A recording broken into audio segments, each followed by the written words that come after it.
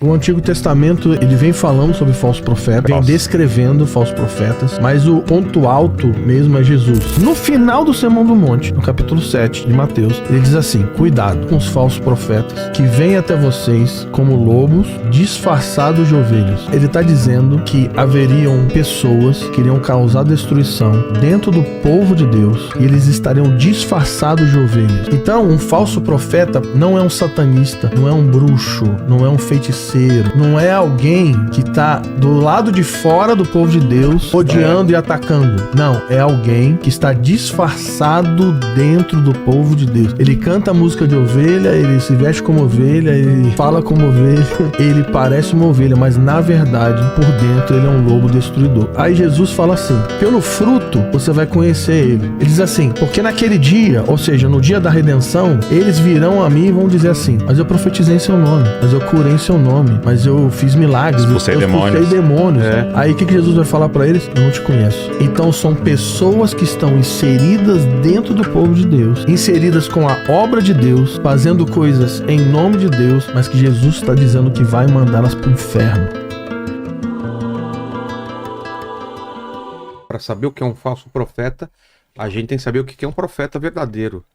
Então, vamos lá. Eu começo ou tu começa? Pode começar, manda ver.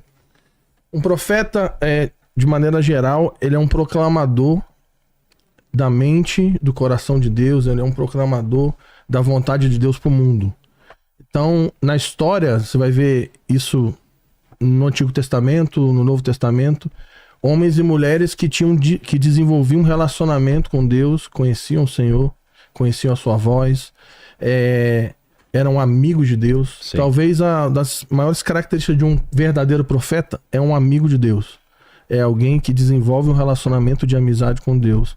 Por isso conhece os seus pensamentos, o seu coração. Então passa a ser um proclamador dessas verdades.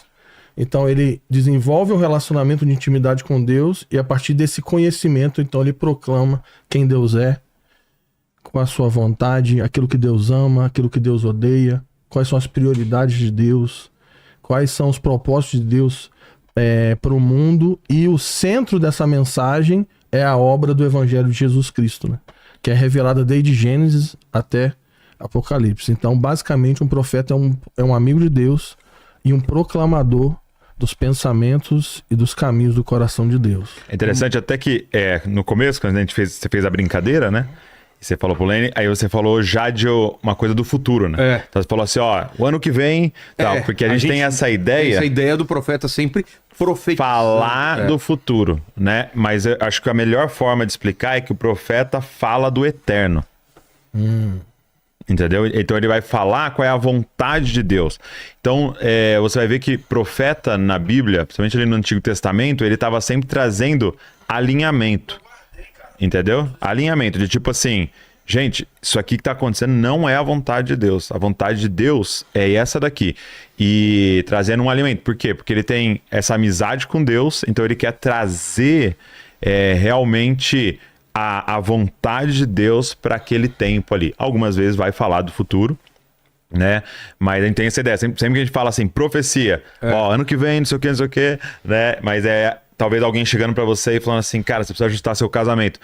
Pode ser uma palavra profética, porque ele tá falando a partir de qual é a vontade de Deus em relação a esse assunto. Entendeu? Então, esses são os profetas na Bíblia, né? E aí em Apocalipse, né, quando... Mas só desculpa. E como que eu vou saber a diferença entre ele e uma pessoa que fala sobre minha vida e que não é de Deus, por exemplo? Porque tem muita gente que pode falar, Vilela, eu sonhei com você, cara, aceita aquela oportunidade de emprego, por exemplo. Agora você abriu uma porta boa. Agora você abriu a porta, né? Ó, eu vou te falar como é que é o meu proceder em relação a isso, porque eu já ouvi pessoas... várias coisas sempre, vocês imaginam, né? Eu recebo todo tipo de pessoa aqui, várias pessoas têm... visões sobre minha vida, né? Sempre. Como é que eu procedo com isso, de forma pessoal, né? Primeira coisa, estar alinhado com a palavra de Deus. Porque se eu tô falando uma coisa que vem da parte de Deus, não tem muito sentido ela estar desalinhada com a vontade de Deus. Então eu vou falar um negócio bem esdrúxulo, né? Cara, eu ouvi de Deus que é pra você roubar aquela pessoa. Então não vai ter sentido, porque você sabe que está desalinhado já que Deus, né? O Deus que você conhece. A segunda coisa é que profecia, para mim, ou até o que você falou, é um dom chamado palavra de conhecimento, né? Para mim, ele é muito mais uma confirmação do que uma primeira informação. Como assim? Eu tenho contato com Deus. Cara, Jesus morreu na cruz para rasgar o véu e agora a gente tem acesso ao Senhor. Você pode orar, você pode ouvir de Deus. E de repente você tá ali falando assim, cara, acho que vou aceitar aquele emprego. Será que é vontade de Deus que eu aceitar aquele emprego? Mas já tem assim uma percepção sua que você deveria. Aí chega alguém e fala, cara, sonhei com você. Ah, entendi. Você entendeu? Se eu não tô buscando uma resposta, e alguém chegar pra mim... De uma primeira informação aleatória que você não tem. Então, a profecia para os filhos de Se alguém Deus... chega pra mim e fala, acho que você tem que mandar o Lênin embora. Por eu exemplo, não tô pensando em mandar o Lênin agora você tava assim, cara, Deus, eu não sei o que fazer nessa situação. O que eu faço Ele com tá... Ô, Lênin, Isso aí não é de Deus, hein? você já tá claro. Deus não, essa já tá clara já. A Bíblia já disse. Até porque ele precisa casar no que vem. Né? Exato, não vai concretizar. Olha aí, ó. Boa. Vem comigo, Lênin. Você tá entendendo? Obrigado. Entendi. Então, se eu ouvir uma coisa pela primeira vez, eu já tenho que ficar com uma pulga atrás do leite. Peraí, ô senhor, você tem acesso comigo, por que eu nem... Nem tô pensando sobre, né? E aí é o ponto, né? Se alguém te fala uma coisa que não tem nada a ver com aquilo que você tá vivendo com Deus, então você é uma pessoa que não tem relacionamento com Deus. E a Bíblia, ou essa pessoa te falou uma coisa que não é Deus falando. Entendi. E a Bíblia diz, julguem as profecias. Ah, é? Julguem, sim. Opa. Então não é pra chegar e ouvir sem filtro. Ah, falou, disse, Deus me disse, então eu tenho que fazer. Não. Ele fala, julguem as profecias. Tanto que, um proceder ali, depois a gente pode até falar mais sobre isso, no Novo Testamento é que ninguém profetiza sozinho. Tem que ter confirmação. Com testemunha, gente, juntos aqui, Dá ó. um exemplo, assim. Ué, é como Bíblia assim? tem? Sim, é o que Paulo tá dizendo, né? Como é que se deve profetizar. Você pode até falar mais sobre isso, que ele tem um seminário sobre isso. Então, quando ele tá falando sobre os dons, Ele quem? o Paulo, Tá. no carta? livro, no livro na carta de Coríntios, 1 Coríntios, ele tá apresentando um protocolo de como os dons deviam funcionar na comunidade, na vida comunitária. Dentro de uma reunião na igreja. Então ali ele vai falando sobre várias coisas e inclusive ele vai falar sobre esse julgamento. Então isso é um ponto, julgar. Depois ele fala assim, ele fala sobre 2 ou 3. Então ele fala sobre essa atividade dos dons na comunidade, de forma coletiva. E um ponto que ele vai deixar claro, que aí é o que pega, é que esse julgamento, ele precisa acontecer. Primeiro, isso passa no crivo da Bíblia, porque a Bíblia é a palavra profética mais segura. A Bíblia é a palavra profética mais segura. Então não existe nada que alguém for falar hoje Que é superior. que pode igualar ou contradizer ou ressignificar a Bíblia. Então esse é um ponto. E tem toda a questão de moralidade. Por exemplo, uma coisa que dá muito problema hoje. Eu chego num lugar e você imagina que você vai numa comunidade, numa igreja, e um homem chega sozinho para uma mulher e começa a profetizar para ela. Não tem ninguém ouvindo. Ninguém sabe o que está sendo falado. E aí, quem que vai testemunhar? Quem que estava ouvindo? E se essa mulher acusar ele de assédio? Se ela falar que ele falou uma coisa que ele não disse? Então, uma das questões que a gente trabalha primeiro, se a gente vai orar por alguém, ministrar, dar alguma palavra, você vai sempre em 2. Tem que ter uma testemunha. Nunca um homem com uma pessoa de outro sexo, nunca uma mulher com uma pessoa de outro sexo sozinho. Tem que ter testemunha. Nunca toque em alguém sem a permissão. Então, são protocolos para esse funcionamento Porque do até dom. nesse texto de Paulo ele fala, enquanto um tá sendo usado naquele dom, os outros fiquem em silêncio para julgar. Entendeu? Para julgar. Por quê? Porque isso é proteção para quem tá exercendo os dons, né? Então, e aí você vai ver uma prática comum nas igrejas, é a pessoa chegar no pé do ouvido e falar. Só que o procedimento bíblico fale em público. Por quê? Porque se eu tô tendo essa impressão de que Deus está querendo comunicar algo, eu vou falar, mas eu tenho as pessoas para julgar porque eu posso errar. Às vezes se confunde a nossa alma, nossas emoções com algo de Deus. Então, às vezes a gente vai acertar, às vezes a gente vai errar. E 3 pontos só pra falar sobre esse julgamento, que pode ficar... Tá, como é que... Eu vou ouvir um negócio, uma palavra, como é que eu julgo? Então, 3 pontos que é importante. Primeiro, isso faz sentido à luz da Bíblia? Sim. Isso contradiz a Bíblia? Então, se isso contradiz a Bíblia... Acabou. Você já joga fora. Segundo ponto, você não vai ouvir algo e vai já abraçar sem trazer isso para o lugar da oração. Então você vai buscar o Senhor. Senhor, isso que eu estou ouvindo aqui, isso faz sentido? Eu quero ouvir, eu quero confirmação, eu quero entender. Então você vai orar sobre isso. E terceiro, que é muito importante, tudo que você for ouvir, você traz para a vida da comunidade, da comunhão. Então agora a gente está falando da igreja. Não tome decisões sozinho, principalmente com base em uma profecia de alguém.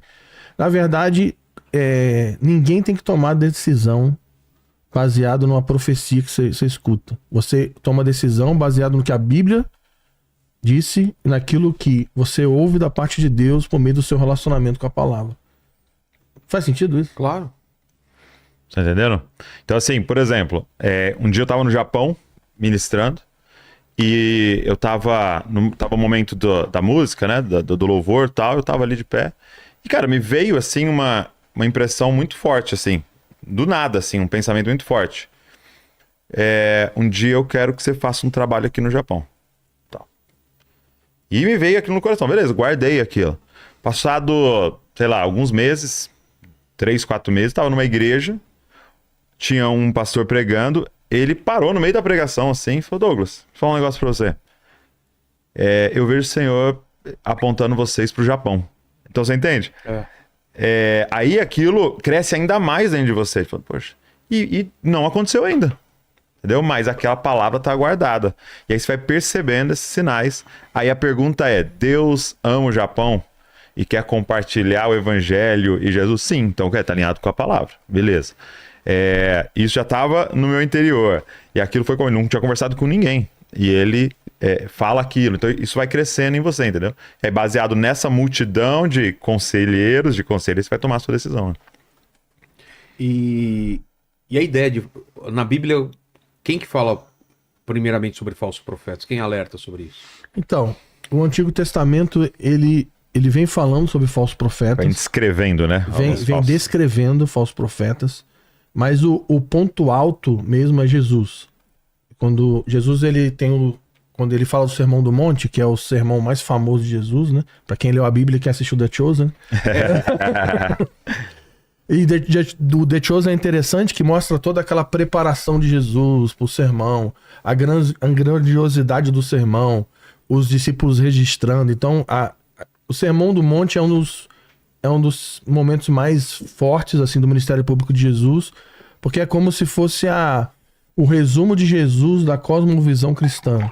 Então é o resumo do ensino de Jesus acerca de que tipo de vida nós precisamos ter se somos seguidores de Jesus. E tá em Mateus, e é interessante que Mateus ele vai fazendo um paralelo entre Jesus e Moisés, né? Ele vai fazendo esse paralelo. Então ele coloca Jesus, ele descreve Jesus indo para o Egito quando criança, ele coloca o batismo de Jesus, né? Então ele vem trazendo assim um paralelo entre Jesus e Moisés. Então Moisés recebe a lei em cima da montanha, né? Então ele coloca Jesus, descreve Jesus no monte, ensinando a lei, né? E aí por vezes ele vai citar a lei e falar, vocês ouviram o que foi dito? Eu, porém, vos digo. E aí no Sermão do Monte ele ensina sobre santificação, sobre casamento, sobre perdão, sobre oração, sobre dinheiro, sobre as motivações do coração. Mas no final do Sermão do Monte, no capítulo 7 de Mateus, ele diz assim, cuidado. E aí assim, essa palavra é muito forte. Jesus está falando cuidado. Então ele fala, cuidado com os falsos profetas que vêm até vocês como lobos disfarçados de ovelhas.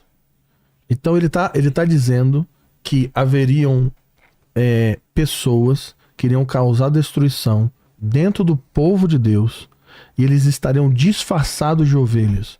Então um falso profeta, primeira instância, não é um satanista, não é um bruxo, não é um feiticeiro. Porque senão o cara não tá disfarçado. Exatamente. Não é alguém que tá do lado de fora do povo de Deus, Odiando ele. odiando e atacando. Não, é alguém que está disfarçado dentro do povo de Deus. Ele canta música de ovelha, ele se veste como ovelha, ele fala como ovelha, ele parece uma ovelha, mas na verdade ele por dentro ele é um lobo destruidor. Aí Jesus fala assim: pelo fruto você vai conhecer ele. Aí tu fala, caramba, porque aí ele fala essa analogia do fruto, da árvore, que uma árvore boa não vai dar fruto ruim, uma árvore ruim não vai dar fruto bom. Então ele tá falando do fruto. E aí no final ele tá falando sobre o falso profeta. Ele diz assim, porque naquele dia, ou seja, no dia da redenção, no dia que ele voltar para trazer o reino dele para essa terra, eles virão a mim e vão dizer assim: mas eu profetizei em seu nome, mas eu curei em seu nome, mas eu fiz milagres, eu expulsei demônios. Aí o que Jesus vai falar para eles? Eu não te conheço. Então são pessoas que estão inseridas dentro do povo de Deus, inseridas com a obra de Deus, fazendo coisas em nome de Deus, mas que Jesus está dizendo que vai mandá-las para o inferno, porque são lobos devoradores. E qual que é a chave? A chave é o fruto. Então como você percebe um falso profeta? Pelo fruto, e não pelos dons, não pelas capacidades. Quando você desenvolve o pensamento na escritura, você vai ver que fruto, principalmente quando Paulo vai ensinar sobre a espiritualidade, está relacionado a caráter, está relacionado a coração, está relacionado às intenções, não está relacionado aos dons, às capacidades, à minha eloquência, à maneira como eu falo. Não tá relacionado se eu faço um milagre ou não. Porque Jesus, de novo, em Mateus lá 24, no outro sermão dele, o sermão profético, ele diz que no fim dos tempos haverão falsos profetas que enganarão a muitos com sinais e maravilhas. Então Jesus disse que haveriam pessoas como lobos devoradores na terra que iriam fazer sinais e maravilhas e as nações iam olhar e serem enganadas. E o fruto está relacionado com o coração, a intenção. Então, para concluir esse raciocínio, na Bíblia, quando você vai ver os apóstolos, Paulo, Pedro, Judas, fala sobre falsos profetas, e tem dois que são os mais fortes, assim, que é Pedro e Judas. Alguns eruditos afirmam que Judas era irmão de Jesus, inclusive ele escreve uma carta pequenininha antes de Apocalipse, e Judas escreve uma carta para confrontar falsos profetas. E Judas e Pedro, quando eles falam de falsos profetas, eles citam um cara, que é o cara que é considerado na Bíblia o modelo de falso profeta. O nome dele é Balaão. Você já ouviu falar dele, Balaão? Eu confundo Balaão com Balaão. Balac. Tem outro nome. Baal. Baal era um deus. Falso deus. Balaão não. Balaão, quem era Balaão? Quando Moisés ele liberta o povo do Egito, eles estão fazendo aquela peregrinação ali no deserto. E um rei chamado Balac, né?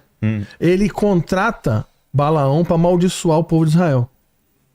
Só que esse cara... Por quê? Porque ele tinha ouvido toda a fama de que Israel tinha saído e as pragas no Egito. A nação mais poderosa, Deus tinha atacado. Eles abriu o mar para eles passarem. E tal. Eles ouviram toda essa fama. Ele falou, cara, os caras vão vir aqui nos massacrar. E aí o Deus deles vai nos massacrar. E ele contrata um profeta para amaldiçoar os que caras. Invocava o Deus deles para amaldiçoar eles. Aí vem Balaão. E aí isso tá em Números. E aí você vai ver o seguinte, que Balaão, tudo que Balaão profetizou, aconteceu. Balaão nunca errou uma profecia. A Bíblia diz que Deus falava com Balaão, literalmente. A Bíblia diz que Balaão tinha olhos abertos, via anjos. Até uma mula falou com Balaão. Balaão, a Bíblia diz que Deus colocava palavras na boca de Balaão. Tem uma frase que Balaão diz que todo pastor gosta de falar em algum momento da pregação, que é Deus não é homem que minta, nem filho do homem para que se arrependa. Quem falou isso? Balaão, um falso profeta. E essa frase é verdade. E ele também tem um versículo que ele fala sobre Jesus, sobre Cristo. O falso profeta, ele diz, vejo de longe, não agora, a estrela de Jacó que está vindo para destruir os inimigos de Deus. Esse cara nunca errou uma profecia. Então... Ele via anjos, ele ouvia a voz de Deus, Deus colocava palavras na boca dele, mas a Bíblia diz que ele é um falso profeta. Jesus foi em Apocalipse. Então como pode? Um falso profeta que nunca errou uma profecia. Porque o que define um falso profeta não é a assertividade das suas palavras, é com que coração você está profetizando. Por que Balaão é um falso profeta? Porque lá em Números 22, versículo 7, vai dizer que quando o rei manda os emissários, ele manda com o dinheiro do pagamento pelos encantamentos de Balaão. Balaão era falso, sabe por quê? Ele era alguém que era envolvido com Deus, mas ele era alguém que fazia buscando pagamento, ou seja, buscando lucro, benefício próprio. É alguém como Jesus em Mateus 7 afirma, são pessoas que vão dizer, eu fiz coisas em seu nome, eu estava envolvido com a obra. E Jesus vai falar, não te conheço, vai para o inferno. Porque são pessoas que não têm o fruto correto. E o fruto fala de caráter. Fala de pessoas que estão envolvidas com o povo de Deus buscando pagamento, ou seja, benefício próprio. E aqui se abre o portal para muitas dimensões. Que pagamento aqui pode estar relacionado a muitas coisas. Não é só dinheiro. É alguém que está envolvido com a obra de Deus buscando grana, mas pode ser poder, pode ser influência, pode ser benefício sexual.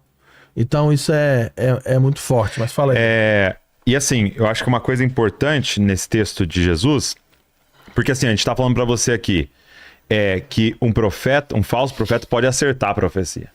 Cara, eu já vi cara chegando assim e falando, ó, ontem à noite você tava na sua cama e você escreveu no seu caderno isso, e o cara acertar. E era verdade? E verdade. Sim. Ó, você antes de entrar aqui pensou isso.